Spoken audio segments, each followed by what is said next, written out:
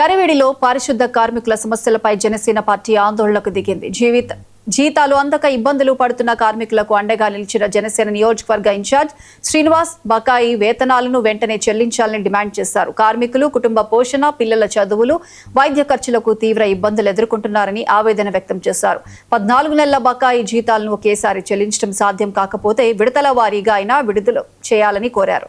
భవిష్యత్తులో ఇలాంటి పరిస్థితులు రాకుండా ప్రతి నెల జీతాలు సకాలంలో అందేలా స్పష్టమైన హామీ ఇవ్వాలని కోరారు. ఎందుకంటే 14 నెలలు పెట్టి జీతం లేక వాళ్ళ ఇంట్లో తినడానికి కూడా గడవలేక ఇబ్బంది పడుతూ ఈరోజు జీతం కోసం నిరాశ తెలిపితే మాకు తెలిసి వచ్చాం. ఎందుకంటే పంచాయతీ ఈవెన్ కూడా కొనుక్కున్నాం. ఎందుకంటే ఇక్కడ ఇన్కమ్ తక్కువ ఉంది, పన్నులు తక్కువ వస్తున్నాయి, ఈ జీతాలు 83,000 ఇవ్వాలి, మనకు రాబడి 63,000 వస్తుంది, 50,000 వస్తుంది, 50 లక్షలు వస్తుందని చెప్పడం చాలా బాధాకరంగా ఉంది. ఎందుకంటే గరివిడి చాలా పెద్దది. ఇక్కడ అవకతవకలు జరుగుతున్నాయి.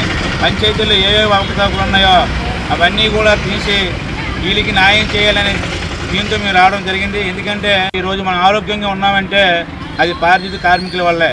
అది అందుకే అధినేత పవన్ కళ్యాణ్ గారు ఇప్పుడు కూడా పారిశుద్ధ కార్మికులకి అండగా ఉండమని మాకు చెప్పారు. అందుకోసమనే వీళ్ళ కోసం మీరు రావడం జరిగింది.